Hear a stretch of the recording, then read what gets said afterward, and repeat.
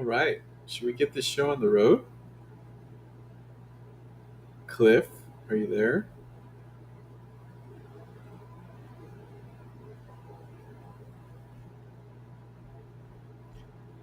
I don't know if he can hear us. I can hear you great. Hi, Oh, there how you are are. you? Hello, How sir. you doing? Hello, everybody. Wow, it looks like we've got ourselves our nice fall hats.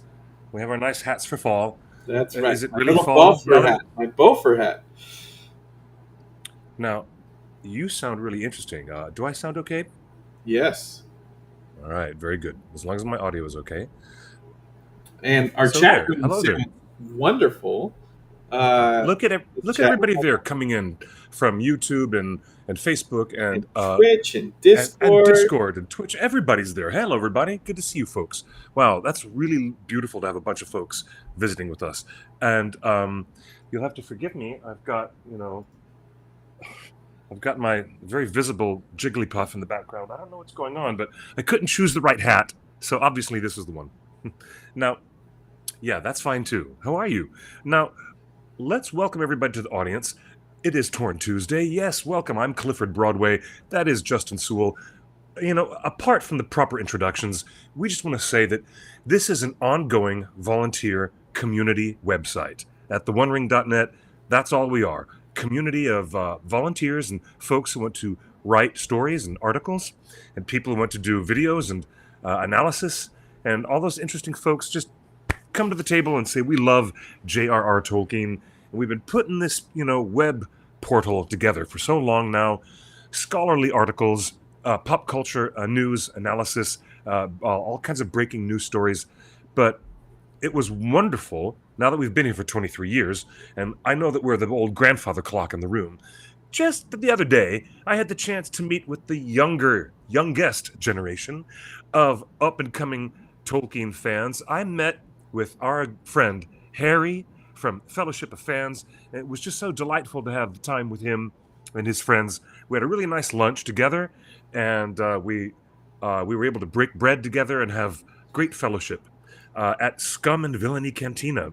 So a big shout out to Harry, who is visiting all the way from London. Now, all of our friends were across the pond doing all their scholarship things and beautiful essays and presentations and slideshows, all those special events that were at Oxenmoot. They're in Oxford, England, which is the heart of academia that studies and loves and appreciates J.R.R. Tolkien and all of his works and his legacy. So there at Oxenmoot, they were definitely exploring the great legacy of Professor John Ronald Reuel Tolkien. There were friends like Tea with Tolkien. Caitlin was there, You've and our you other skipped friend. over the lead. You mentioned this meeting of the Oh, minds. Wheat Bix in that's the hold chat on. This room is what I'm wants to getting to know: it. was it This a is I'm tense situation? No, I'm drawing out the delicious parallel and the irony. If I would only be allowed to do it, I'll let you. I'll lead you guys there, okay? Let's listen to me. I'm Bob Ross, gently making strokes, and the more painting I fill out in the colors, the more you'll be aware of the overall picture. So let me paint. Let me paint, okay? All of our friends, Matt, Nerd of the Rings, were there in England. All the people we know here that usually chat with us and do stuff with the OneRing.net. They were busy at Oxenmoot, which was a splendid thing. However, ironically, the young man from London who would have been at Oxenmoot, he was over here in Los Angeles on the other side of the earth, and here we are hanging out, having lunch and hot chicken sandwiches and fries and delicious drinks at Scum and Villainy Cantina. It was really fun, and he was the most kind, well-spoken, and literate young man who has an absolute passion for Tolkien. And, aside from me trying to crack a couple of jokes about what favorite character in Middle Earth would you be, and he wanted to get real deep into scholarship, and I just made a funny. I said, I'd like to be that self satisfied hobbit at the end of Return of the King who walks in with the giant pumpkin and he goes to everybody at the inn with his rag and he's wiping and polishing his pumpkin, going, ah, ha, ha, ah, isn't this great? And I made a joke that if I could be anybody in Middle Earth, I wouldn't be Elrond or, Finrod Felagund or some fantastic character like Smaug. I just made a joke and said, I'd like to be that self-satisfied hobbit farmer who walks into the end of the movie.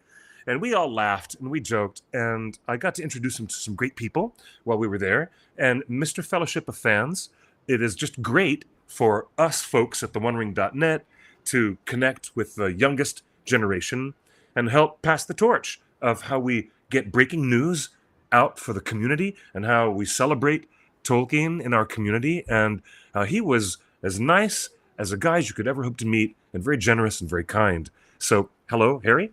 Big shout out to you. I'm going to put up a picture sometime on Twitter. But it was really nice to hang out with him and his friends. It was so cool. So there's been some some background noise that I'm certainly not aware of. That there's been some kind of alleged beef between us, and there isn't. Though no, not at all. There isn't any bad vibes at all between our family and the Fellowship of Fans family. No bad blood at all. In fact, I would say we're quite united in fellowship. Without it being too obvious to say that, there's such a great common denominator with how we feel in our enthusiasm for the world of Tolkien and the vastness of his creation and how it's affected our lives. And we have such a common agreement on that. Don't believe the naysayers or anybody else out there. We have such an excellent space, an opening, if you will. We have a great opening in front of us now with the OneRing.net and Fellowship of Fans. It's really, really super good to hang out with him. So, don't let any of the naysayers say otherwise. We're golden. We're golden. And how are you, Justin? And good evening, ringers. Hello. There's Nigel.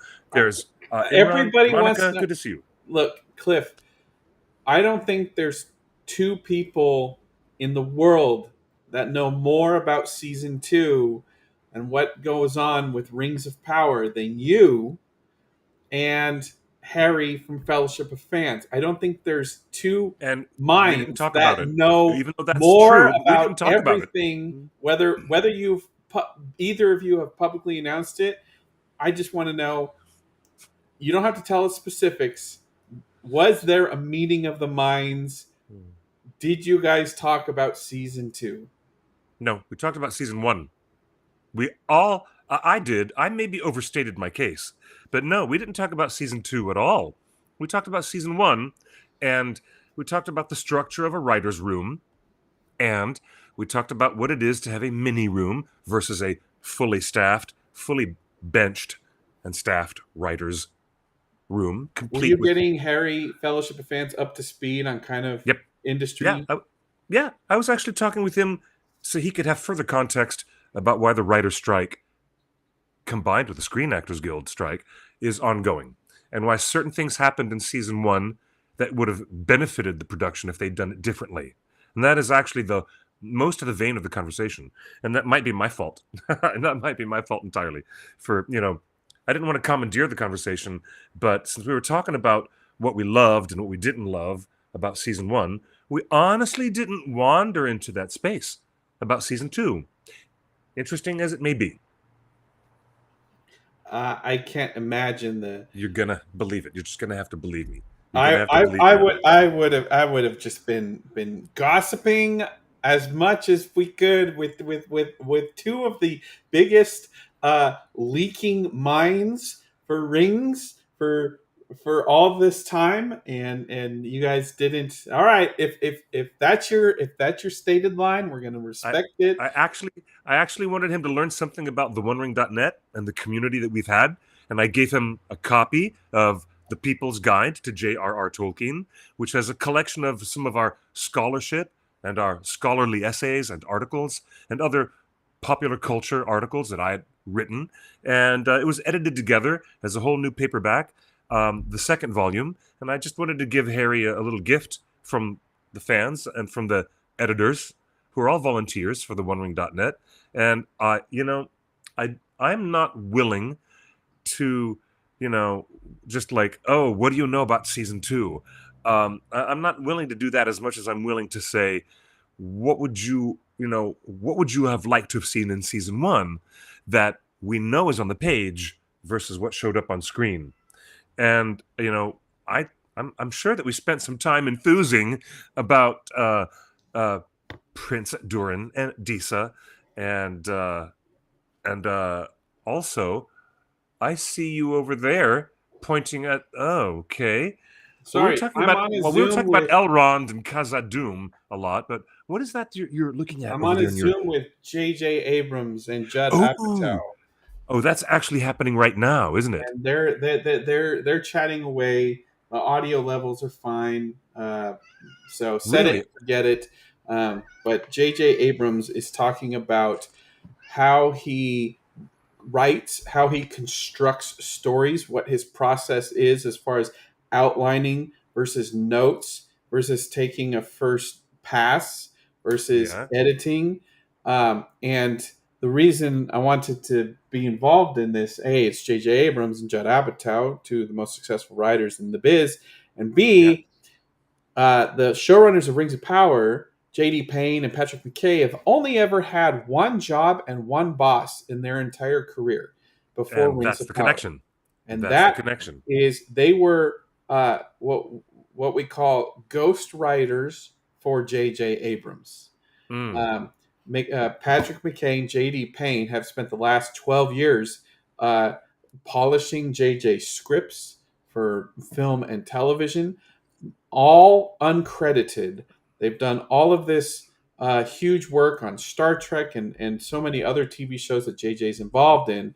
And they really, everything that the Rings of Power writers know and understand about writing for television, they learned from J.J. Abrams. They've had no other jobs in their entire career. mm. So it's safe So to say that they've learned to emulate his qualities, right? there is a lot of parallels between the Yes. choices made in season one and possibly season two of Rings of Power and what people would have expected from a J.J. Abrams. Of course, J.J. Rebooted Star Trek, rebooted Star Wars, uh, Yes. but he Right. also was executive producer on Westworld. Oh, So right. JJ's a hit maker, and if I'm Amazon and I'm like, all right, who do we go with to reboot Lord of the Rings? For whatever the show's going to be, Rings of Power. JJ's a safe bet. So hearing, I'll see if I can find some clips for next week because hearing JJ talk about how he writes, how he constructs stories, how he comes Mm, up with things and takes away things. He was earlier today. He was talking about his current script is 600 pages.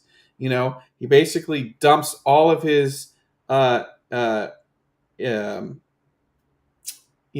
right side of the brain kind of creation into a document, and then on a separate day, we'll spend the left side of his brain editing it down and making sense of it. So intriguing. Hmm. yeah, So this, it's a fascinating thing, and it's the closest. Everyone's been talking about how limited we have on behind the scenes features for Rings of Power. We really yeah, don't know much more about the creative process of the showrunners of the show than we did before the show came out. They've spent the entire award season PR campaign justifying their decisions yes, in the show rather than explaining their creative process, which would allow us to infer indeed. their creative decisions. There's a big I difference could, between justifying, why did you do it this way, or we did it this way because, rather than saying, this is our process of how we develop things. And that's what Peter, Philippa, and Fran did very well. they did very well indeed. Yeah, I still am mystified at how much mystery boxing became part of the DNA of season one of Rings of Power. And you don't learn that from nowhere, you know? You don't learn how to capitalize on building audience suspense through withholding information deliberately until you've seen it set forward as an example of a major television series, as it now becomes something. Oh, that was so successful. Let's try that formula again, and it becomes part of the conversation. Really, that I don't think there's a formula because JJ has such a varied. Uh, he did Alias on television. He did Westworld on television. yeah, yeah. He But did there, the Star Trek uh, reboots, and he did the Star Wars reboots. All yeah, of but them had it's different for decisions that. television than it is for film. Yeah, I am referencing Lost, and thank you for the chat for saying that. I'm referencing, And Lost is a what good show. it was a great show until it derailed entirely at the Right, end. and that's just it until it derailed. But when you let creative people like JJ and Lindelof off their chain, and just let them give them a bucket of money and let them go do things, you get season one of Lost, an incredible setup for a narrative structure that people Hmm. expected. Okay, I'm on board. But Are, then, as later seasons went on Lost, more and more of the business side of show business, contract negotiations. Actors want their own as much screen time as other actors.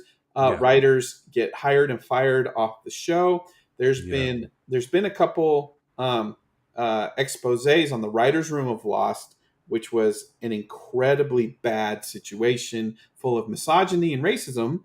But we're not yes. here to talk about that with the Lost Writers Room. Well, I mean, look, if it wouldn't it be great if J.D. Payne and Patrick McKay were doing this kind of a thing that you're looking at? You just pointed the camera at your screen, your other monitor, where J.J. Abrams and another writer has joined And him. Judd Apatow and Ed Solomon, the Oh, writer that of guy, Men in yeah, Judd Black. Apatow, of course, producer and writer and director, multi hyphenate.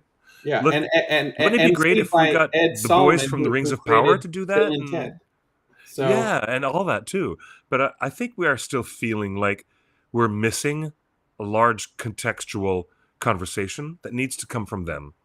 And I it's easy I think there'd be for a. us to speculate that the J.J. Abrams school of thought or approach to screenwriting and television uh, teleplay writing is something that they inherited from their mentor.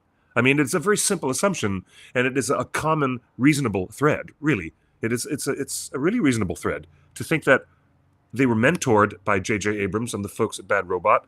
So Rings of Power inherited in its DNA some of that idiomatic approach to television or teleplay writing.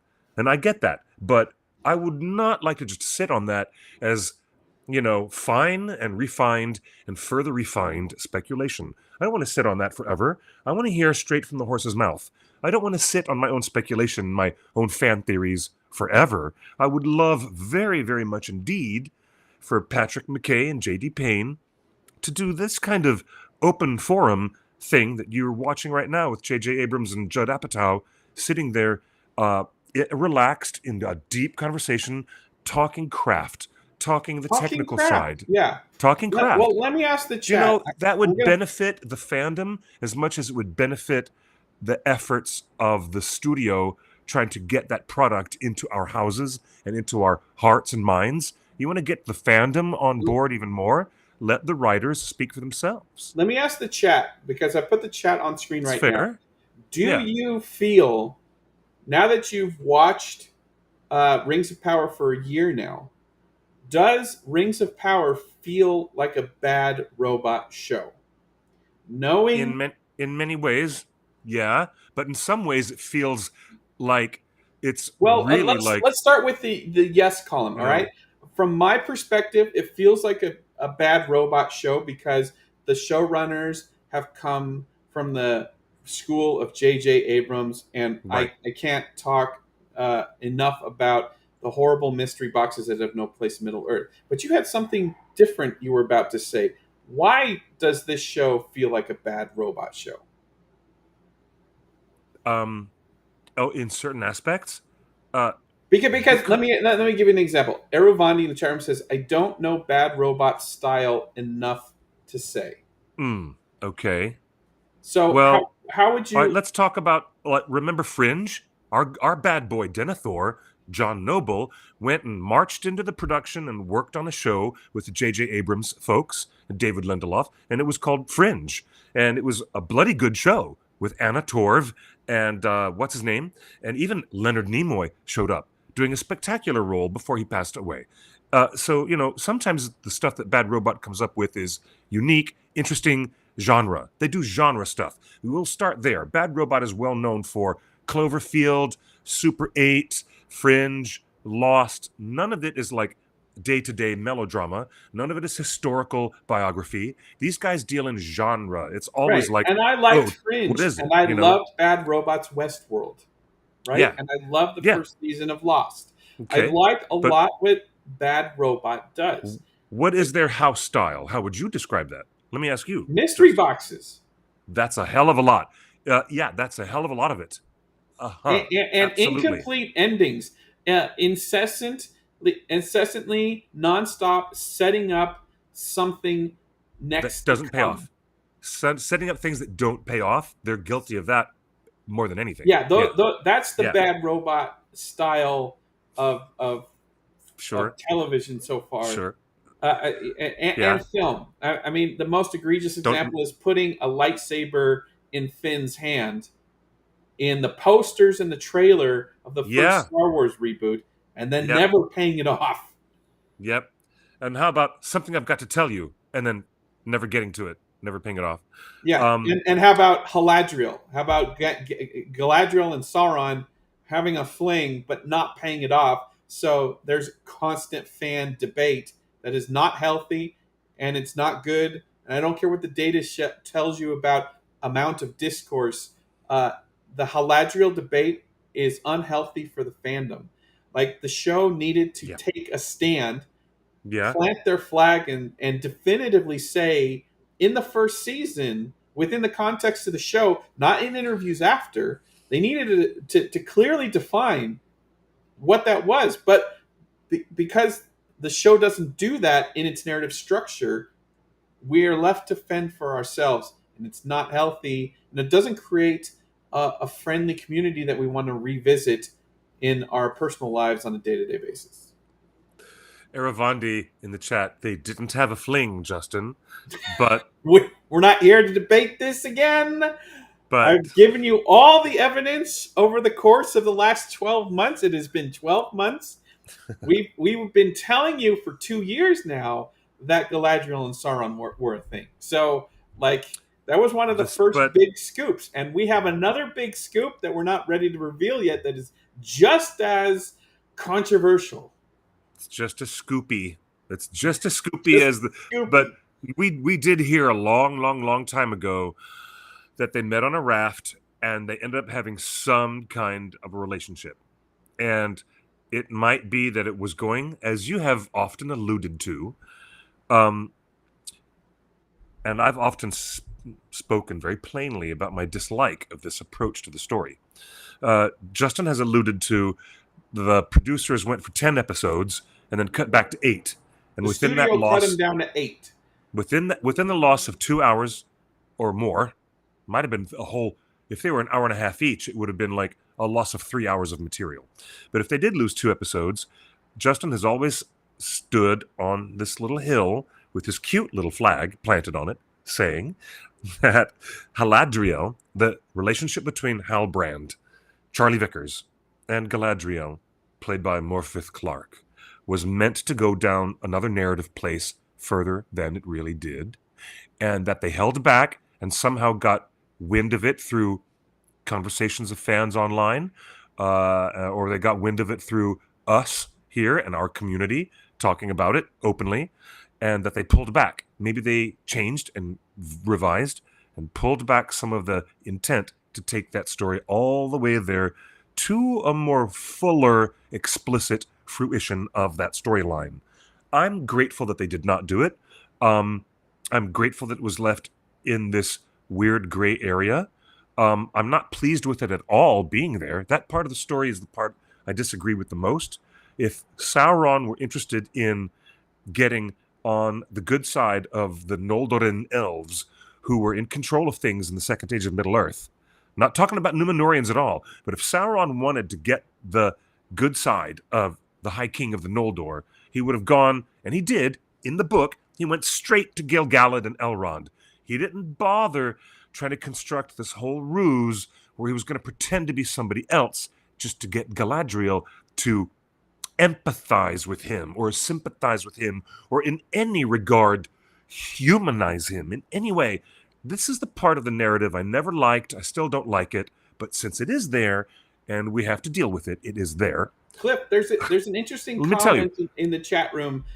Do you I'm glad feel? that they didn't take it as far as you wanted it to go, Justin. Oh I'm glad yeah, they left okay, it fair, and it's fair. in But this Cliff, nebulous space. I want to ask you, Cliff, based on the comment in the chat room, have the writers of Rings of Power got themselves in a bit of a corner because now Celeborn, when he shows up, Yes. has to have as much or more chemistry with Galadriel than Halbrand ever did. That is the instant comparison, and there's still the emotional blackmail being left hanging in the wings since the end of season 1.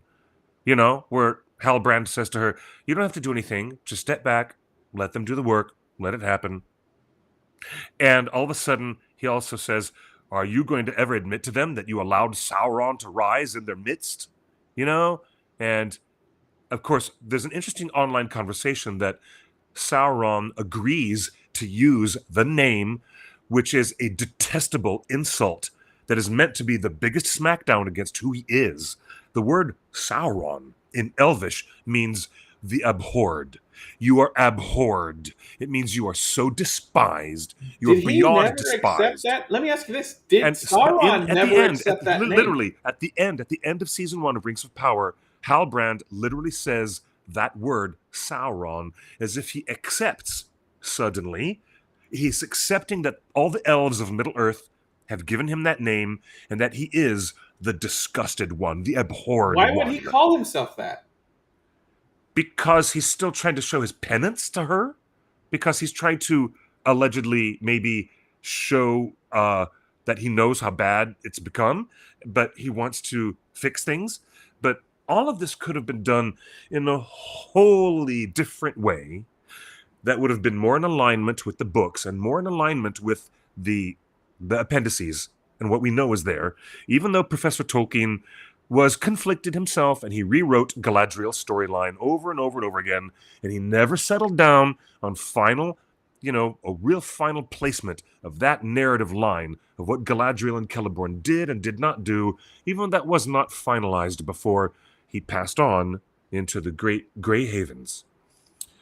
Professor Let me ask Tolkien you this. left I have enough. another question. He left enough in the appendices of the book to let us know that Sauron went to Gil-galad and tried to, scheme with magic rings and stuff. But if he really wanted to seek his atonement, and if all of season 1 is really built around Halbrand / Sauron really trying to get himself on the good side so he can have a chance to redeem himself, if that was really what it was supposed to be, I have to say it was rather clumsy. It was rather, I hate to say it, I really hate to say it, but it was rather not the way that Tolkien would have done it, and it's not the way it was done in the appendices. Is offering the girl a seat on the throne a romantic gesture? Sauron basically says, Galadriel, come with me and I will make you a queen. Is that Right. a romantic gesture? It's a romantic gesture to a person who's power hungry, right? If you're Thank power you. hungry, Yeah. then it's a juicy offer. If you're not power hungry, then why are you offering me this? Now, notice how the ring offers Samwise a temptation. And this is in the book. This is stuff I'm going to talk about for only a minute. It's not in Peter Jackson's films. But during what we understand in the book, which is the absolute source for everything, that's why I keep talking about the appendices and what we know is there. Samwise is the ring bearer for a very brief amount of time. While he has it, the ring tempts him with one incredible, interesting thing: the power over a garden, to have a massive garden, and to turn things into gardens. Okay? The ring tempts people and it's an extension of Sauron's spirit, it's an extension of Sauron's will. So while every person carries the ring, they're being tempted by it in ways that we only viscerally understand when Professor Tolkien really takes that point of view of Samwise in that chapter of the book. And we are much more understanding, like, whoa, what kind of stuff has been offered to Smeagol and Frodo? What kind of whispers of temptation has come into their heart and into their soul during all the time they've possessed of the ring for all those years? It's really interesting because Samwise gets offered a garden, So and when it's so Galadriel is fascinating. offered a seat on the throne of ruling Middle Earth, is that the Yep, temptation she always wanted most? that's his mistake in thinking that's what she wants. That's really forgive the sound of all the sirens Is there outside. anything in the show Sorry, before that moment that implied that that's what Galadriel wants, or implies that that no, is how but would how further, would he come to the conclusion? I guess this goes back to the uh, the mystery box scene, right? How did Sauron come to this false conclusion that ruined his chances at whatever he was trying to do, right? There's nothing set up earlier in the show uh, to imply that Galadriel communicated to him and somehow that this was her dream. no, we understand from the text of the Lord of the Rings and from other letters, published letters by Professor Tolkien, that Galadriel used her ring of power after she had an elven ring to help secure her dominion because she desired to have a dominion of elves of her own. And it was Lothlorien. And it's But really now they interesting. set up the show But to it's be not that that's in the not her show. ultimate desire.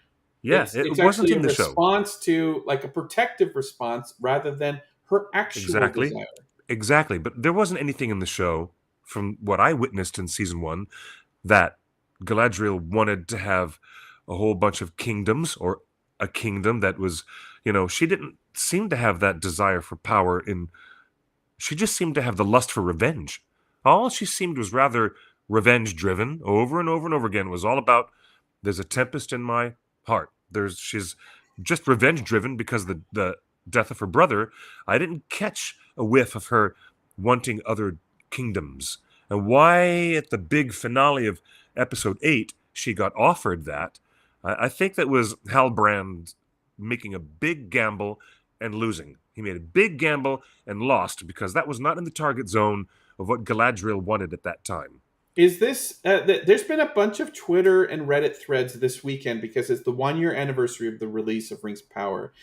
Is what you just described, and the chat room is saying it as well. Within the show, her primary motivation was to avenge her brother's death. Uh, is this why people say that this Galadriel is unrecognizable from the books? Is that the ultimate big departure Yep. from the book? Is that Galadriel in the show is one track mind about avenging and revenge, and Yep. that is not at all in any of the texts. No, but I guess they wanted this character to go from one extreme to another because they've got 5 seasons. And I've speculated in a broad conversation we've had at San Diego Comic Con or some other event. I actually told the crowd she's got to start at point X to get to Y to get to Z. And when we're at point Z, she's that wonderful goddess of tranquility and quiet power, So, are we incredible meant to power not like that we her? see in the Third Age. Are we meant to not like her as an audience? Then is this on purpose? And do you agree with that decision? Bad gamble. No, we're not meant to dislike her. We're meant to sympathize with. We see all these beautiful flashbacks of her brother. We are meant to sympathize with her. We see her brother's dead body. We see mountains and mountains of helmets, helmets of the dead elves, these beings that were supposed to live as immortal during the entire life of the earth itself. We're supposed to feel sympathy for her track of mind just from all that. But I mean, if it doesn't track for the whole season, it doesn't track. And it didn't for me.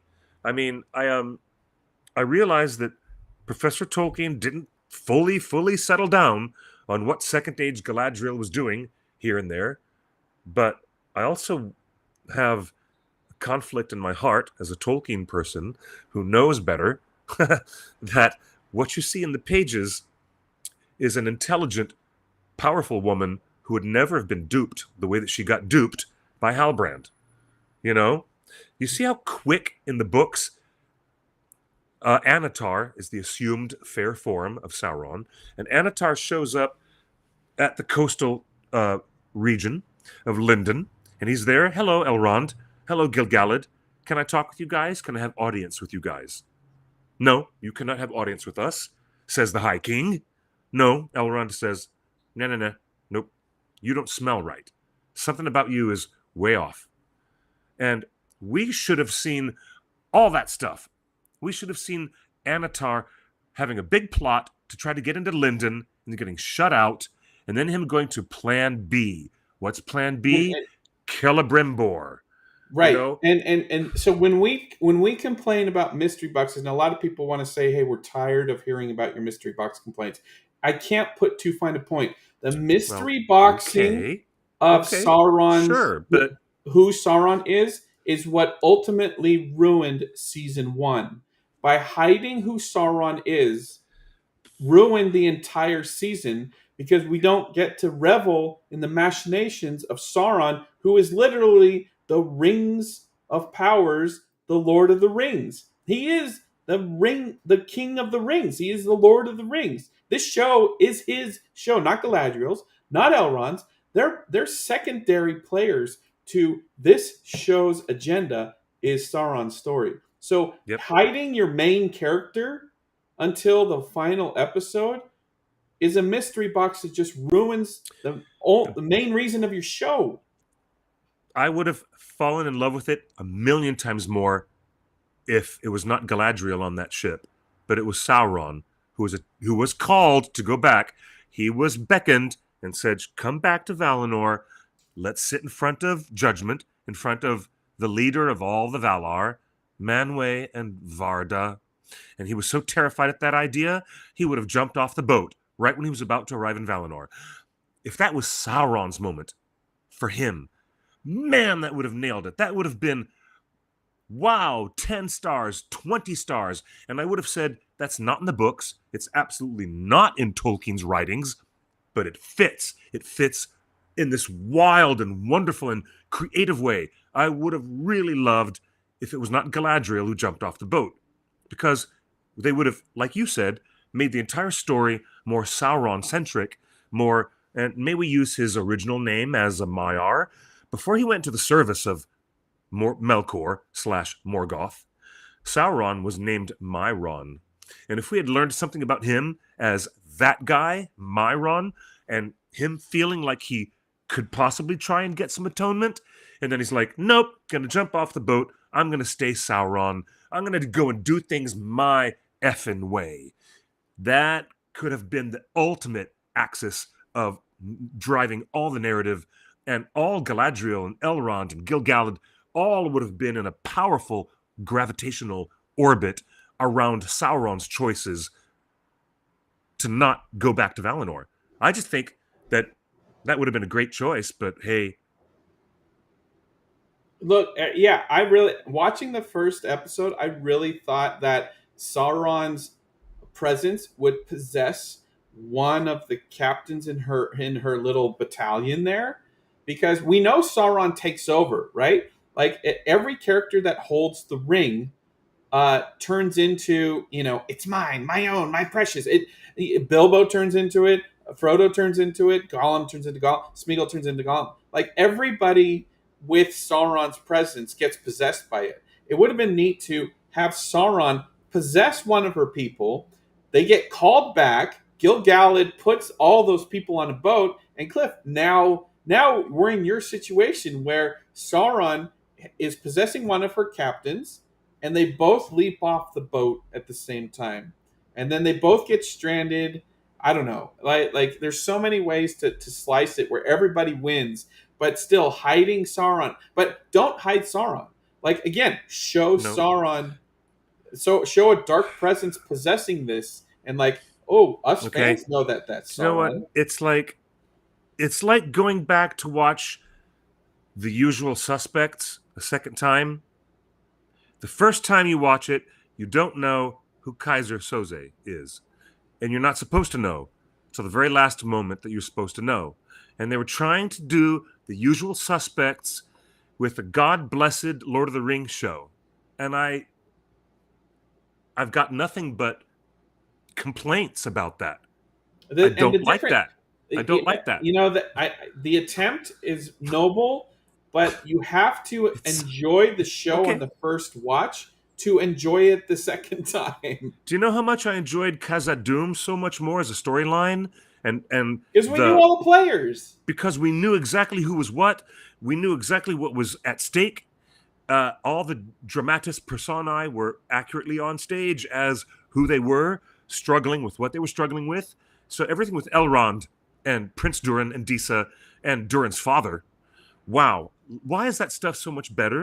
And here's Because they the weren't thing. they weren't trying to do a whole usual. Now they say now in post interviews so much later, the showrunners have generously supported their wisdom for their storytelling by saying, now go back and appreciate it a second time.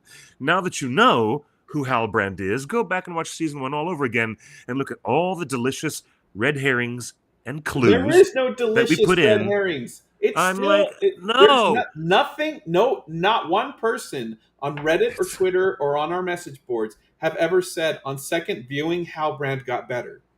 Nobody okay. has said that. Eravandi just said it right now in the chat. Our All right. wonderful fellow chatters just contradicted you, good Justin.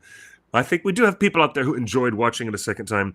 Raise your hand if you rewatch Titanic over and over again. You know what happens. We know Well, what wait, happens. We knew what but you know happens what the happens to first Usual time. Suspects? Wait, do you rewatch The Usual Suspects when all the tension is taken out of it? When you already know who it is, No, it's still right? there. Same with Westworld. By the end of Westworld, you realize the reveal, and then you go back and you watch every episode over and over again. I've probably watched every episode of Westworld 10 times because there's Yeah, so much going on in the yeah, performances, but more importantly, in the writing. And again, all of the things that we are complaining about right now, and most people have criticized about the show, is the writing.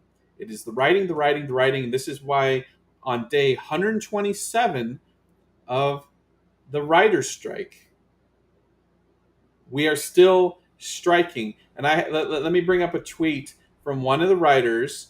So this is Jennifer Hutchinson, the lead writer. She wrote 2 episodes. She was mostly responsible for Galadriel and Sauron's romance. And she said this week, I miss TV seasons that allowed for standalone episodes. And Cliff, you and I have talked about all the opportunities that Rings of Power has to make a standalone episodes. This is where TV oh shines. yes. Oh, Jennifer Hutchinson there's says, wild opportunities for with standalone episodes within the major so series. yeah, Yeah, let me say what Jennifer Hutchinson, the lead writer of Rings of Power, says. Without classic 22 episode seasons, we would never have gotten Millennium's Somehow Satan Got Behind Me, which is one of the most beautifully bizarre and emotionally affecting hours of TV ever. The closest thing in recent memory for me was an all-time great detour of an episode in season 2 of What We Do in the Shadows, which gave us Jackie Daytona. yeah. Excellent. What We Do in the Shadows has a structure that allows for absurd left turns, which is one of its great strengths, and I'd like more. Seriously, how many Jackie Daytonas have we lost to short season orders? This True. is what's crazy about Amazon cutting season 1 from 10 episodes to 8 and then ordering only 8 episodes for season 2. How many standalone episodes where magic can truly shine? Whether it's creating a Jackie Daytona situation or creating that Emmy nominated Last of Us episode. Cliff, Oh, I was I about to cried mention during that that Emmy episode. nominated Last of Us episode, which was a bottle episode separate from the main narrative. Same with Jackie Daytona. It was a Yeah. bottle episode separate from the main narrative. And that was the whole point of Rings of Power writer Jennifer Hutchinson saying that with these shorter and shorter seasons, like Rings of Power is the best example, you have removed the opportunity for some of the best writing and best television that TV has to offer. The two examples being The Last of Us bottle episode and then the Jackie Daytona episode. Cliff, those are iconic moments in television Yep. that Rings of Power has basically not allowed itself the space to have. Do you know I thought season 2 was going to go from 8 up to 10 episodes, but it's not. You know, there's, anyways, so strange. It's But not. I'm gonna also mention there was separate bottle episodes of one single separate episode of The Sandman, which was like having an additional comic book issue given to you at Yes. the end. You did the whole run of comic books, did the whole main story arc, Yeah, the and at the the bottle end, episode. yeah, you got an extra one, which is The Dream of a Thousand Cats. One half of it was animated, the other half of it was live action, and it was Calliope, where the daughter of Zeus, who is the muse of all writers, was being held captive against her will. The Cats is the best, Amazing. a good example. But Cliff, Amazing. there's so much in Tolkien's Middle Earth that allow for a bottle episode to create Yep. this emotional point that has nothing to do with the main storyline. Yep. They and that's what the opportunity this show has for 5 seasons. And every time that Amazon shortens a season to 8 episodes, we get Yeah. robbed of the They do. opportunity because I promise you, Amazon, if you're watching, I promise you, the bottle episodes in Middle Earth are what this show is going to be remembered for. Indeed. The You're right. stuff that is available to tell in a bottle episode and strike an emotional core that hits us all right in the heart. hmm A Tom Bombadil falling in love with Goldberry bottle episode I would would I would crush. kill I would kill, shred, burn, maim, and destroy willingly for what you just said. That And that's would be just the one example. greatest. That would How be the about greatest. Treebeard falling in love with an Ent maiden? But it certainly didn't happen in the second age. It doesn't matter, Cliff. Let's give up on the timelines, all right? But Oh, give up on imagine a many Treebeard thousands of years. episode, a Treebeard falling in love and losing the Ent maiden, a nice little bottle Oh, episode. wouldn't that be crazy? That would be so crazy good. That But would be. these are the moments that we are being robbed of by Yeah. Amazon with their $1 billion budget getting cheap. Can we And speculate what's going to happen since we know season 2 is in the can, allegedly?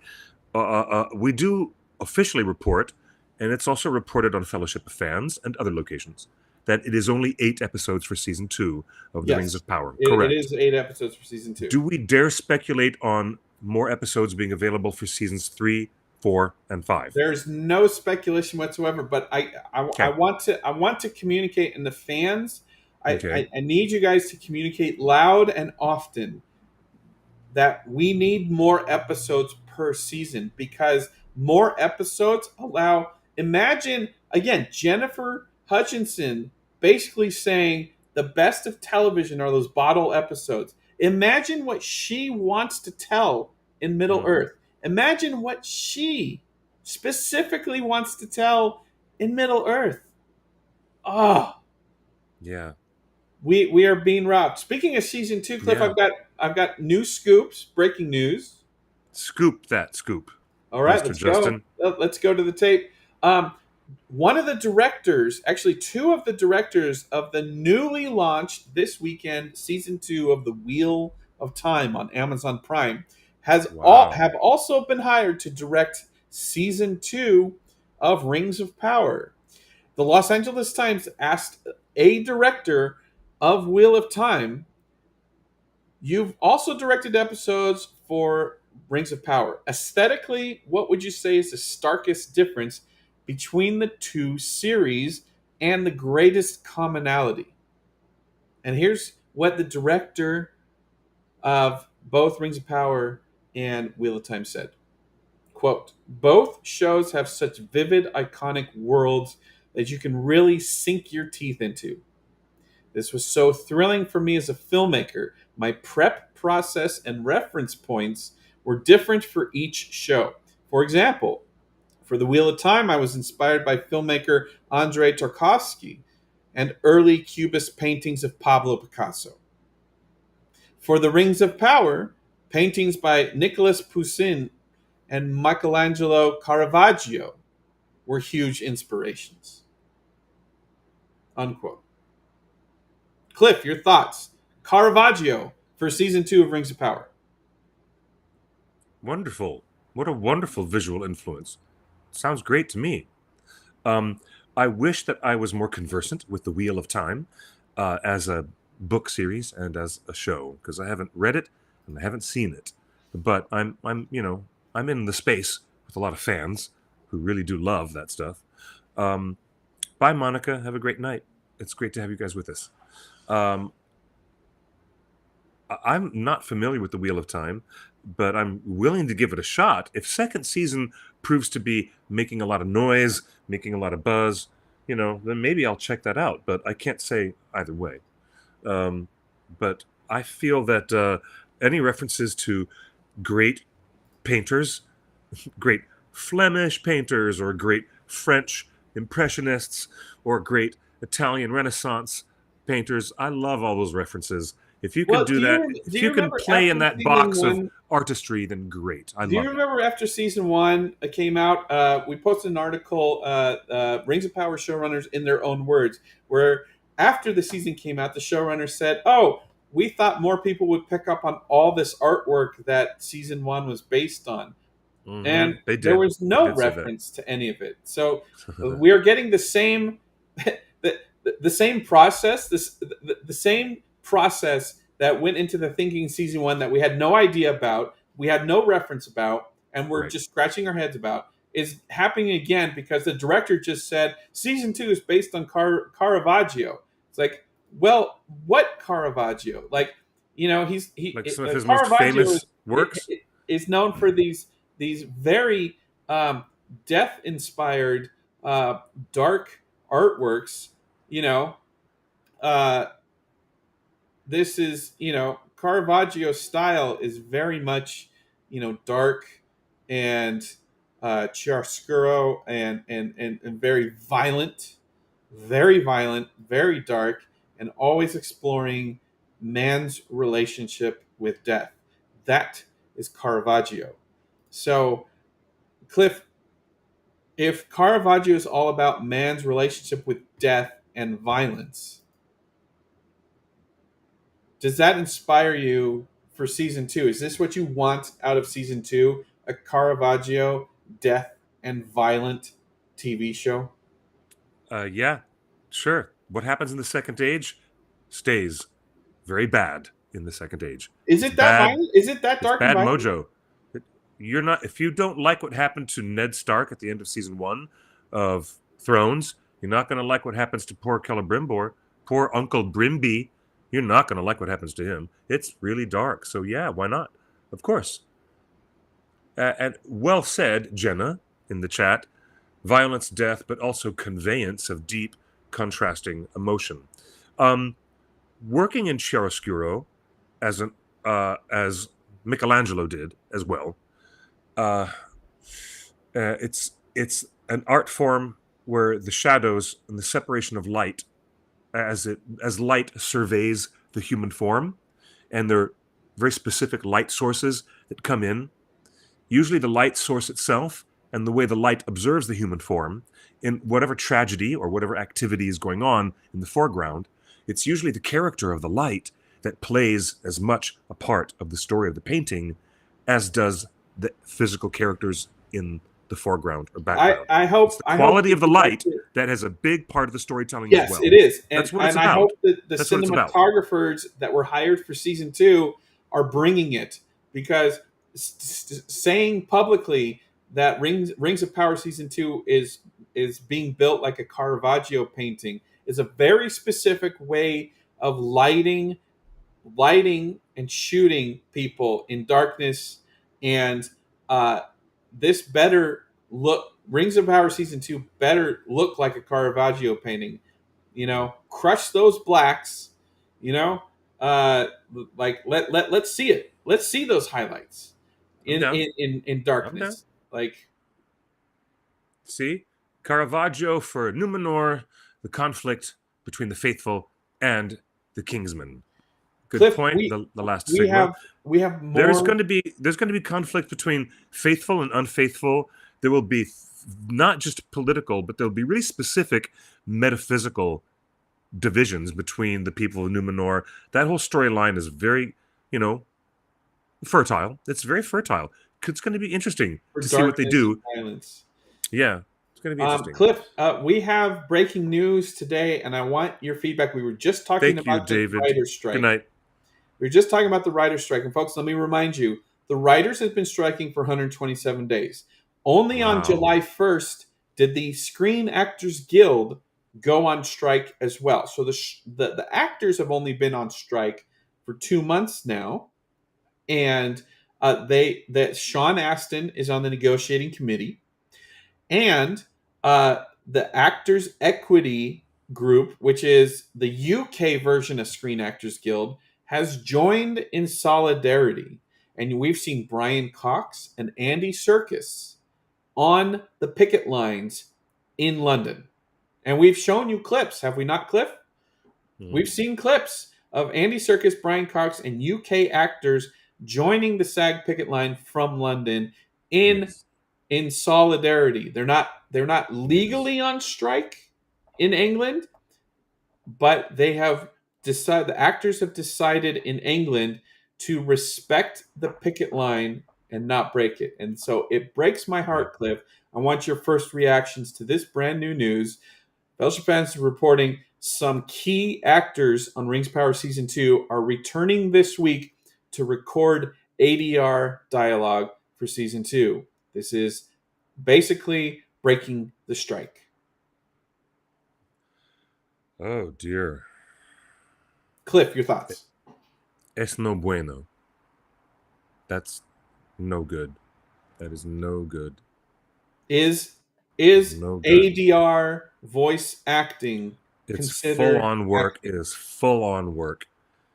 They're crossing the line that shouldn't be crossed. Nope. I wouldn't do that. Nope. They're crossing a line that should not be crossed. It's clear as day. There's no moral ambiguity about this.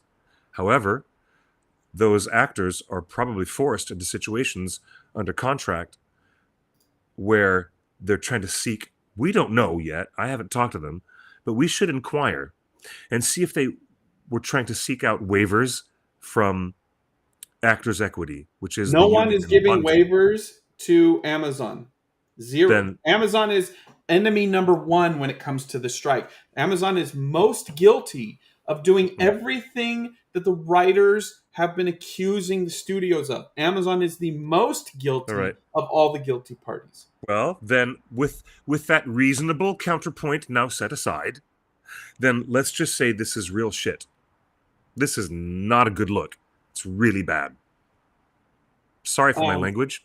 I'm sorry for my language, Again, audience. according It's to the not tweet, good. Fellowship of Fans says Not good. key actors, which means main actors. Key That is actors. not. And Nope. and Cliff, when we talk about ADR, that is only reserved It's for not cool. speaking roles. Is it not? Can Well, you explain what happens during ADR? well, we used to see some great behind-the-scenes stuff from the 6 Middle-earth films, thanks to Michael Pellerin and his team, who gave us all those extra discs and Blu-rays with all the behind-the-scenes stuff. ADR recordings are required when they did not capture the proper microphone or the sound while they were filming on the day.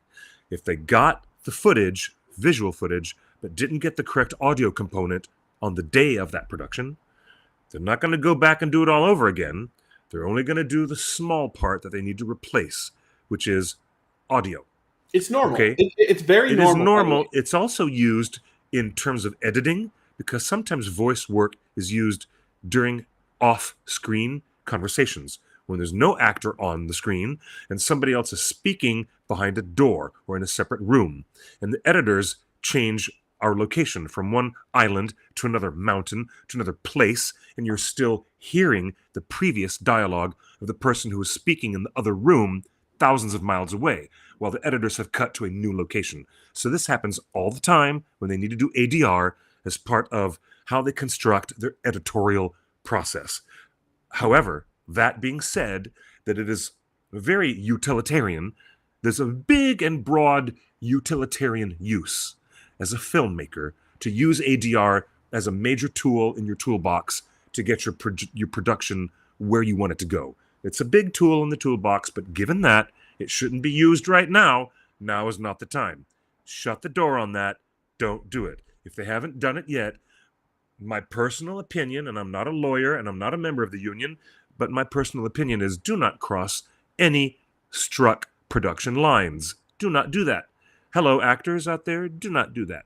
I'm hoping and praying that that situation does not ever turn out to be what it really looks like, which is crossing a picket line to go and do work on a struck production.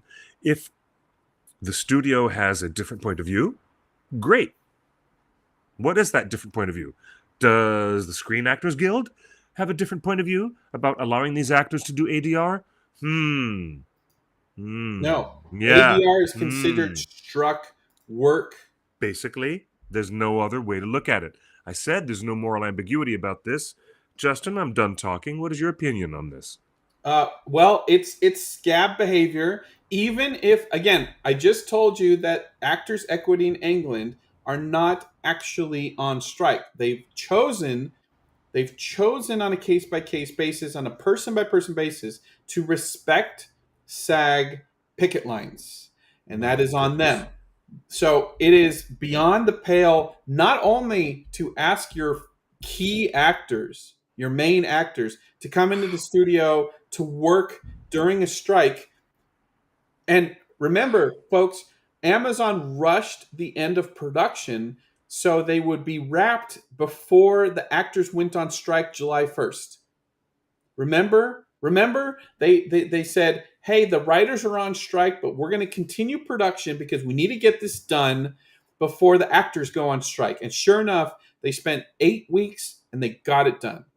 So Amazon knew that the actors were striking, and they rushed to finish principal photography, which they did. Asking the actors to come back and voice ADR right now during editing process is asking actors to break a picket line and do work. Secondly, when ADR happens, it's often it is often because the writers have identified something that doesn't make sense in the edit. Right. And so Yep. the writers have rewritten a line, maybe to emphasize a different word, because there's a better word to say during that. And, there's an over the shoulder shot. So you see the mouth move, but you don't actually see it. So a lot of times, I'd say half the time from my industry experience, half the time, uh, the ADR is used because they need to re-record a new line of dialogue Mhm. in the middle of a scene of an edit. So that means there are two types of lines being crossed. The writers are writing new stuff when they shouldn't be, and they're on strike. And the actors are recording new stuff when they shouldn't be, when they're on strike. Let me be clear about this. Nobody I swear should to be you. writing new dialogue in season 2 right now. The writers are on strike, the showrunners are on strike, and as much as I love the editors and the producers of this show, Yeah. you are not qualified to write dialogue for Tolkien. Oh dear. You've hired and paid writers to do this work. Now pay the writers to do the work. No one should be writing new dialogue Nope. for Tolkien. This is a huge red flag. Nope. Huge red flag. And remember, Huge red we flag. reported on all the editing It's terrible, chaos honestly. behind the scenes in the edit room last week. And remember what the solution was? hire your writers to tell you what the scene is supposed to mean, because the Yes. writers are the keeper of the big picture. All they Yes. need to do is pay the writers. Exactly. So now they're Exactly. scabbing writing and they're scabbing acting for season 2 of Rings of Power. I don't know. I don't know how this can get any worse. Uh, you know what's going to get worse is when we have to do a live stream many, many, many weeks from now where we have to report on the repercussions of this. That's going to make it worse. I don't want to do that.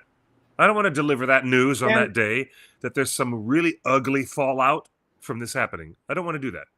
the show is supposed that the show is struck. The studio is struck. The show is struck. Even other The even other shows in England, like The Sandman, Neil Gaiman said publicly on Twitter, "We packed up all the writing on season 2 episodes months ago, and there's not a single word being written new, and all they were filming was what was in the can. But they stopped production, and there's nothing new. No actors are coming back. They're not shooting additional things. They actually are struck. The production is struck. and That's the and way it's and supposed to and, and, be." and let me just remove all hesitation. The show production offices were set up in Los Angeles. The entire show, season 1, season 2, were written here in Los Angeles. The Yeah, writers' room was here in Los Angeles, and yeah. Patrick McKay and JD Payne are members of the WGA. The showrunners themselves are members of the WGA. So you have a situation where the showrunners themselves are not involved in in dialogue that's being re-recorded right now. Well, if it It is, is it is. struck studio, struck work from work done in Los Angeles by California-based unions. Yep, I No, get that. this should not be happening. Amazon, I pause get that. production. Just slow down. It's Yep. not going to be a better show at this rate. It's actually getting worse if you're doing this. I would accept. I'm happy to accept the logical assessment from Red Castle Media, who says in the YouTube chat that huge chunks of movies and TV are done through ADR. It doesn't mean that they are rewriting, and that's true. It's not necessarily Not true that they're necessarily. rewriting. Right. Not I have all. been working on many movies. Most of the time, we record on set audio, and it is called scratch audio. Yeah, because you know you're going to polish it, make it sound different, and you'll have other sound like ambient. You'll have ambient sound effects all added later on in ADR in post. Of course, I get that, and I appreciate that point. What So, do you think? What but do you think of still, Wheatbix comment? If Amazon ever gives an excuse that the issues with season 2 were because of the strike, I hope everyone rejects that excuse. yep, I agree with that Amazon had assessment a as well. choice to make to do right by the writers. Again, Ugh. Tolkien first and foremost is a writer, the best writer. Yep. You know what? I don't want to see any, because I really enjoy these actors. I like to complain about the structure of the Sauron redemption storyline, but I really like the actors and I love what they're doing with what they're doing. And I do not want to see any of these wonderful folks get in trouble later on for crossing a line they shouldn't have. I just don't want to be the reporter on the live stream who has to report that story. I don't want that to happen. Well, I don't. aside from the human cost of an employer and employee, as fans, Cliff, do you want to hear this happening? No, I want to make sure that everybody who's on this production is sacrosanct in their approach and their integrity towards the solidarity with the strikers. Right. We That's what know we the all work want. needs to get done. There's That's the whole no point other of the way. strike. We There's know the work needs no to other get way. done. We know the show needs ADR, but but we're striking. The show is struck. Hey, Cliff, you want to hear some more crazy news? This weekend Mm. at Oxenmoot, Bear McCreary announced. Wow, look at all these options. Oh, there's so many Um, great things that happened at Oxenmoot. We got a lot of Oxenmoot stuff to say. It Bear was wonderful that McCreary happened. announced at his wonderful live streamed remote conversation with the Tolkien Society that During production, after they had hired him, Cliff, Amazon refused to tell Bear the identity of the stranger and Halbrand. Oh gosh. Wow. Oh my gosh. Wow. This is what we call why mystery boxing ruins the show. This is another example of why mystery boxing ruins Tolkien. If you are obsessed with mystery boxing, who Sauron is and who Gandalf is, then an accomplished award-winning composer like Bear McCreary, who doesn't know who Halbrand is, cannot score the best work of his career because you haven't told him who Halbrand is and who Gandalf is or who the stranger is. Why would you not tell him this? And he said he had to fight. He had to fight to get the secret known to him. Is Wow. this any way to make a show? Nope. Nope. That's called siloing.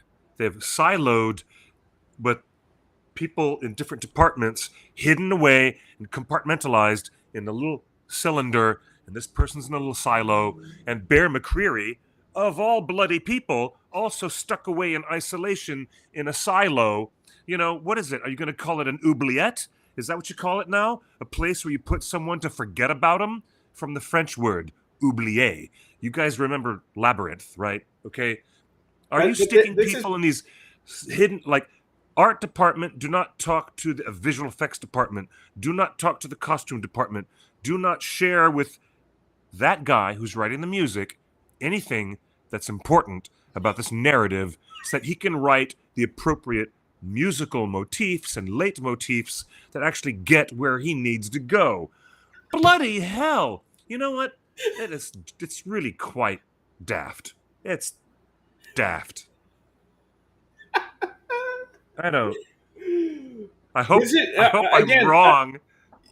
All the conversations this week we've been seeing on Twitter and Reddit and Facebook groups and everything on the 1 year anniversary of Rings of Power. A lot of people have been asking, why is there such criticism on the show? Why do people complain about certain things? And I hope today we're Hmm? telling you exactly why a mystery box is bad in all these different ways. Mm-hmm. It doesn't make for a better show, it makes for a worse show. You mystery boxed your composer as much as you mystery boxed elements to your bloody audience, who is intelligent enough as a Tolkien, heavily absorbed Tolkien audience, intelligent enough to understand things when they're presented as dramatic irony right in front of us. We're able to do that. Okay. You know, I loved a lot of the show, and a lot of the show, left me feeling like, oh lordy, but okay. Um, but it was Bear's music that uniformly earned nothing but praise. There isn't a That's right. molecule. There's not a molecule, even among the most robust, toxic trolls online, of which we don't deal. We don't give them any air or environment. But even the people who are hateful really love Bear McCreary's work, and they loved Bear's approach. And me, I'm one of those guys. I can complain about, the narrative and the stranger and all that stuff, but I don't have anything to say about Bear McCreary's work except that's golden. It's golden. And the production is lucky to have him and his team. I know that Bear McCreary has a very hard-working team of people who work with him. So, they got they got all the money in the world. That's why we like to criticize it. All right, let's play a simple psychological game. A lot of this talk and energy came before the production even became a production, before the first camera rolled the first piece of video footage. It was about how much money are they spending on it. And Mr. Bezos was out there being, I'm Daddy Warbucks. Yep, I got a shiny bald head and I got lots of money. So I'm going to be Daddy Warbucks and I'm going to throw my money around. And you know what? We're spending $1 billion. Do you guys want to replace the M with a B because it's $1 billion? I want you guys to know that. And it became such a thing that they spent so much money on it. That's why we psychologically feel like, oh, well, if there's anything to criticize, it's so much easier now because you had an embarrassment of riches and resources. You had such an embarrassment of resources. It therefore makes it an easier psychological payoff to poke at the biggest obvious things that should have been done right. With $1 billion at your disposal, it should have been done right. And that includes telling your composer everything he needs to know about the thematic With the and characters, the about literal the characters. underpinning of everything that you're doing is building up to Sauron and Galadriel actually getting to this power struggle against each other, where her incessant drive to hate him, is pushed up against his drive to redeem himself and see if he can fix his stature among the Valar or his place in Middle Earth. And that's an ambitious idea. It's an ambitious approach to storytelling, but you bloody well better tell Bear McCreary how ambitious your storytelling is. You better do that. Oh my Who gosh. do you Okay. think you are that you're so Oh my clever gosh. that you don't think anyone deserves to know this, especially the people that you've hired? This is so crazy. And Cliff, the fact that they wouldn't tell Bear until he begged and pleaded makes me wonder how you and I found out about Sauron on the raft so early. Like, it must have been such a contentious debate internally on the production that someone very senior must have just said, I don't like this. I got to leak this to Torn. Because you and I both knew about Sauron years in advance. We did. I knew about this and the raft, the appearance on the raft, all of it. I knew about all of it years ago. But imagine how much more powerful our How interest did in the we know story. about it before Bear? Oh yeah, don't even. Don't. Don't. Oh gosh, don't. When you mention that, that just makes me crazy. You're making me crazy. You are making me crazy, Justin. But All right. Moving on. Here's some better moving news, on. Cliff. But Oxenmoot was a wonderful thing, and they offered a lot to the fans. And there's probably some great archival material. Go look up Oxenmoot and see what it was like to be part of that rarefied air in Oxford, England. The other thing that happened this weekend is it's the 1 year anniversary again of Rings of Power. So Weta Workshop and ILM and a bunch of visual effects artists were allowed to finally publish behind the scenes content. And here Yay. is Galadriel's dagger being made. A year later, they're A year allowed to show later, cool stuff. Weta Workshop posted this wonderful video. Oh yeah. Um, That's on good their stuff. Instagram. You can see, look at the classic Weta details, inscriptions on the steel. Weta, again, just brought it in all the ways that we expect Weta to do. Richard Taylor, that's a first time in history that Richard Taylor has been seen on video or photo working on Rings of Power. Wow, This is the coolness. first time that we've seen Richard Taylor actually involved in Rings of Power. They've never, ever confirmed it publicly, and they've never hinted at it. So here we Wow, are that's a cool. year later, and we didn't even get a tweet Wow. from Amazon or the Rings of Power accounts. They published a ton of artwork, including this detail on that key, that sword key that unlocks the flood. There's Oh, the a bunch of MacGuffin? detail. The big MacGuffin of season 1. Um, yeah, uh, yeah, it is kind of a MacGuffin. So Yeah, it again, is. check out the video from Weta Workshop.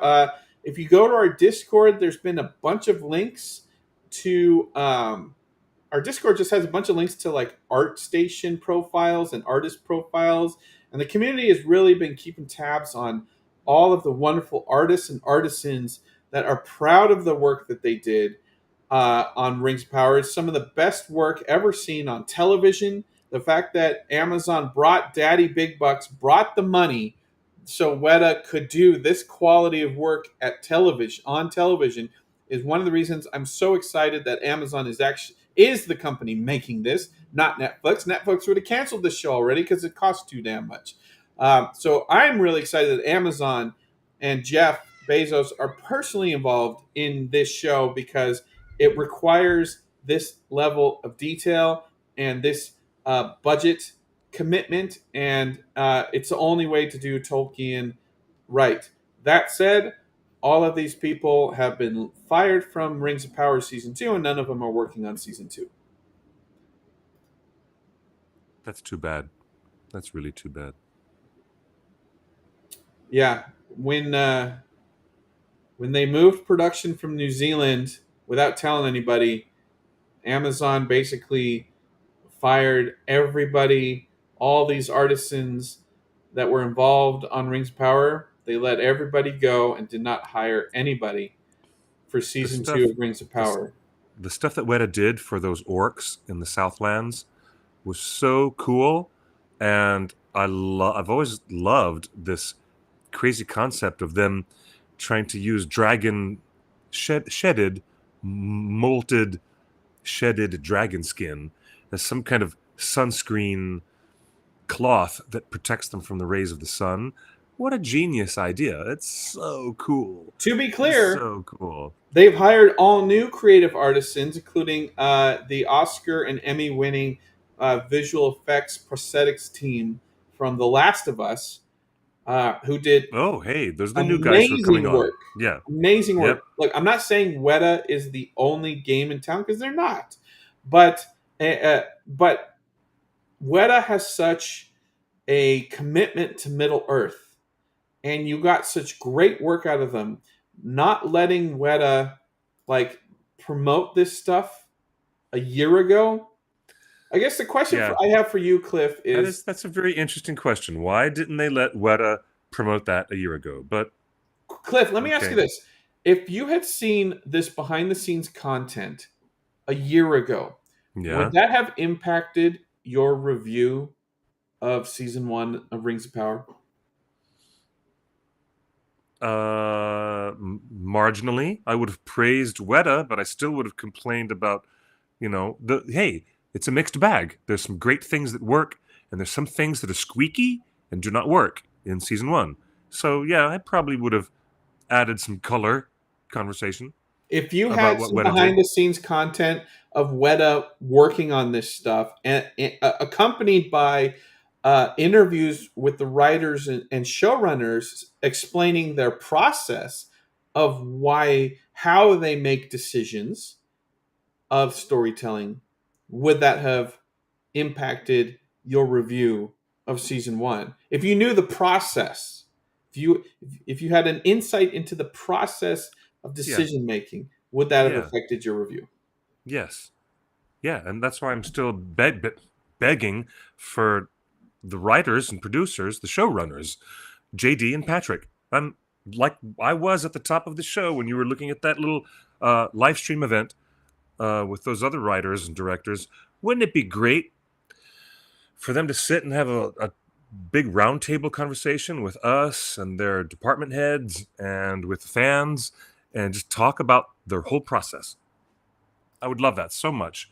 Instead, it gets isolated to a couple of writers from Vanity Fair, and none of the fans get any outreach. None of the fans get the feeling like they're getting like grassroots right on the table with everyone, an open-handed conversation with the showrunners, and that is a component that's missing.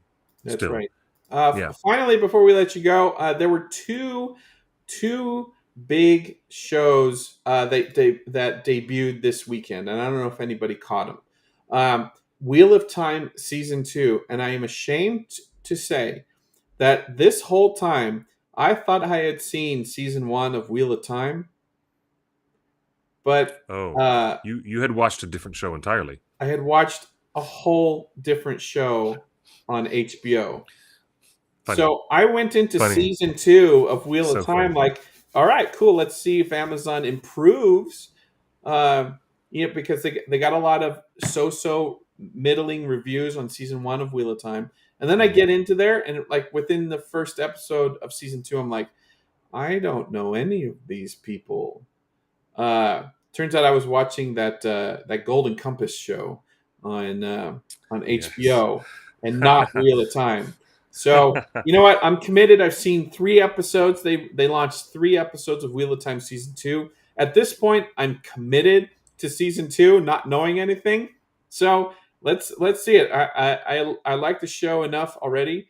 And then the other big release this weekend was, of course, One Piece on Netflix. One Piece, based on a hugely popular anime and graphic novel, comic book, and an animated TV series that's been going on for 200 episodes or something like that. So there's a live action One Piece. Netflix has been ridiculed and crucified over all of their anime failures, including Cowboy Bebop, that was shooting at the same time as Rings of Power season 1, and you can't even find Cowboy Bebop on Netflix anymore. The live action, it got panned universally. I'm happy to say I enjoyed One Piece, the live action. It feels like Jim Carrey's The Mask. It's a live action version of a old Tex Avery cartoon character type. So if you like Hmm. either of those, and again, last week, remember we showed you that according to all the independent reports, Rings of Power's debut got 25 million viewers. Well, looks like One Piece debuts in the top spot of Netflix with Wow. 18.5 million viewers. So Rings of Power season 1 was bigger than One Piece's debut. That's to be expected, I hope. And I then uh I never the top watched the anime because I really disliked the character designs. It was just Yeah, not my I've bag. never watched the It was not cartoon my because bag. I I I, never I, watched I the don't anime. I don't like it. And then this weekend, top So TV shows on Amazon Prime this weekend. The Wheel of Time, of course, is number one. Wheel of Time season 1, season 2. But look who entered the top 10 on Amazon this week, Cliff. Number Rings 7 of is Power. The Rings of Power, just below Good Omens, which has a season 2 out, which I really, really loved. And I've got more to say about Good Omens later. Uh, Cliff, I think people watching The Wheel of Time are given a button on their Amazon Prime app to say, "Would you like to watch The Rings of Power now?" And I think people are clicking on it, as well as people enjoying Rings of Power for their 1 year anniversary rewatch. Yeah. Cliff, did you do a rewatch of Rings of Power this weekend? No, no, I didn't, honestly. Um I was trying to figure out whether I was going to go back, to a matinee in the theater or something, but What not would what sure. what would bring you back to Rings of Power right now? We everybody knows our review of Rings of Power season 1. What will bring you back for another viewing?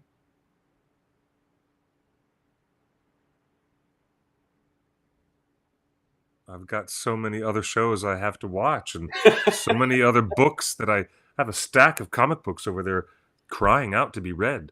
I've got so many other things to do. But I mean, I There's could two just things that would get me to rewatch it again. One, I could passively put it on the background while I'm doing something, I guess. I that's don't what a know. lot of people do. I think T with Tolkien has watched it 25 times because it's always on in the background. It's a comfort show to have playing in the background. Two things that would bring me back to Rings of Power right now. One, really good behind the scenes interviews with the writers and showrunners explaining their process. And I think we've talked about this entire show. Very much so. I would rewatch the Yes. show with that lens. Yes. I would Sure. love it. Number two, we've reported on this show a few months ago that not only did season 1 get cut down from 10 episodes to 8 episodes, but the episodes were originally edited for 90 minutes, an hour and a half. And rumors are at the same time that they condensed 10 to 8, they condensed 90 minutes to 60 minutes. I want the extended edition 90-minute episodes of Rings of Power. That would bring me back to the show right now. Aren't a lot, I guess, yeah, no, aren't some of the episodes longer than an hour and 10 minutes? let's not get, some are shorter than an hour. Let's not get greedy. Let's not get technical. In Okay. general, the Okay. episodes Yes. were originally scheduled to be around 90 minutes. And then at some point, they were told to cut them down to around 60 minutes. Some are 49 minutes, some are 47 minutes, some are an hour and 10. And none have a kitty. Cats of Minas Tirith. That's the animated spinoff I would like. Amazon, The please cats give of us a Minas Tirith. TV show called The Queen Cats of Minas Tirith. Queen Baruthiel's cats. Yes, please. That's Yes, and she sends them out for as Amazon spies. has the rights to as many spin-offs as they want based on the books of The Hobbit and Lord of the Rings, which means it's totally within their rights to start producing right now an animated Cats of Minas Tirith TV show. Amazon, I'm asking. There you go. He's There you go. asking. Have we Cliff. ignored the Kickstarter, the Moria RPG Kickstarter? We've ignored that, haven't we? Don't mean to do that, but we should mention that. Yeah, well, you just mentioned it. Yeah, Moria Kickstarter. There it is. Second search result. Yeah, it's Through the Doors of Durin for the One Ring RPG. Yeah. Hey, wow. You know what? They wanted to get to 22.6 thousand. They're already at 871,000. And they still Eight have days to go. We're entering 8 the days to final go. week. Yes. So next Tuesday, that number will probably be over $1 million. Heck, that's wonderful. Good for them and well done. They've got a lot of happy people supporting this. All right, let's show everybody what they got. So the One Ring RPG, that has nothing to do with Dungeons and Dragons, or does it? Well, yes, an RPG, that's what Dungeons and Dragons is. It's a role-playing game. And this is a role-playing game which is its own system. Okay, so this is basically a competitor to D&D.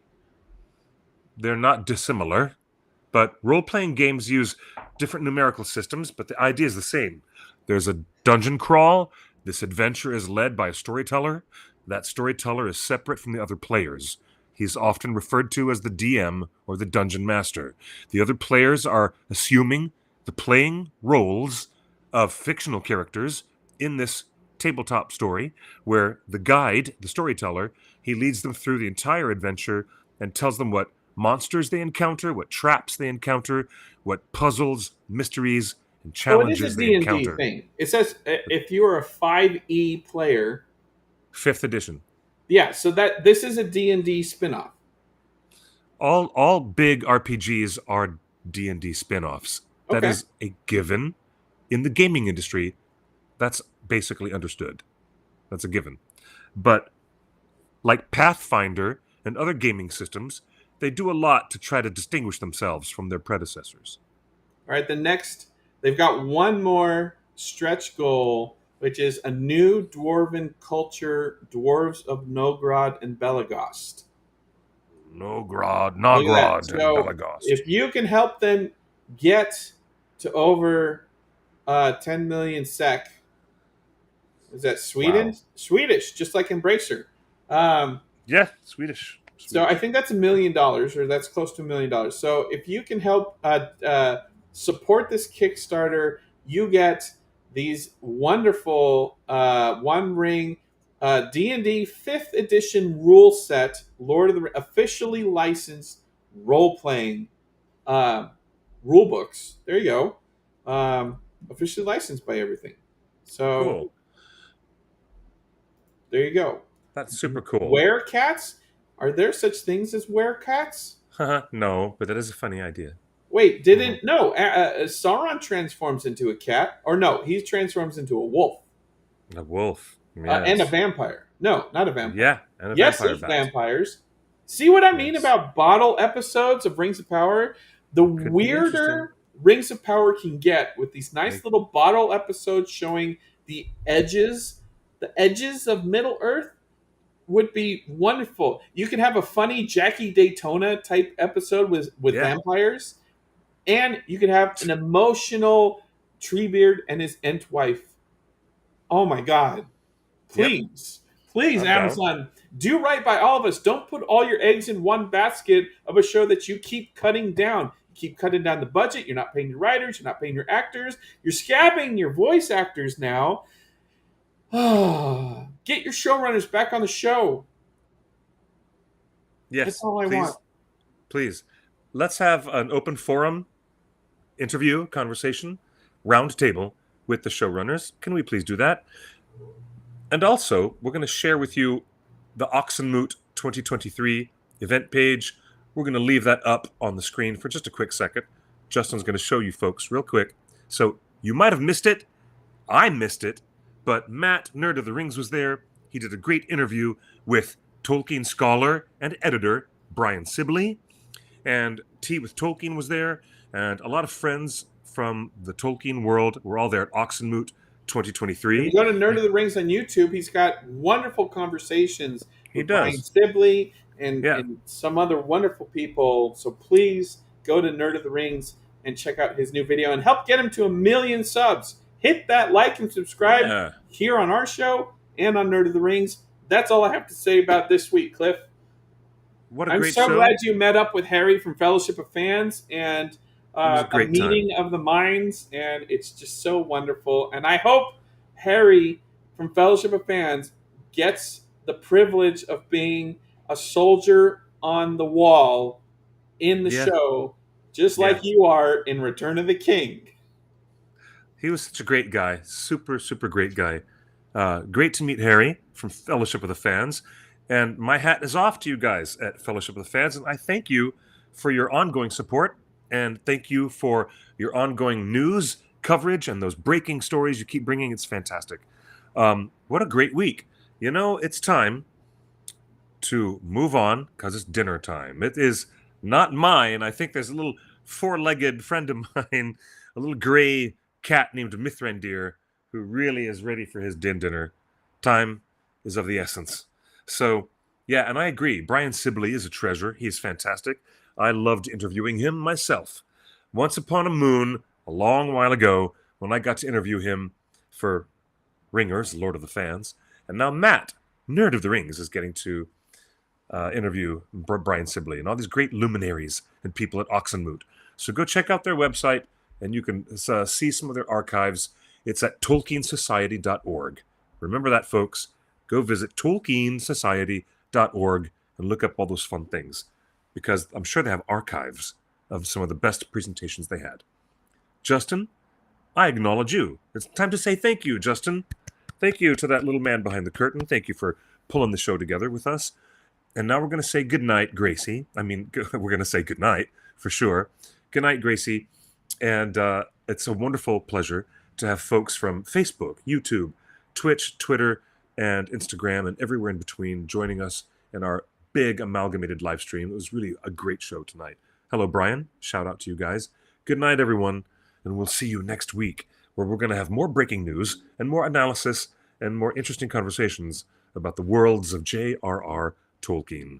Until then, this Labor Day weekend is now shut down. That's it. The end of the holiday. Got to go back to work, officially. Bye-bye, everybody. Until next week, good night and good luck. Yes, I'll feed you. You damn well better settle down. I'll feed you in a minute.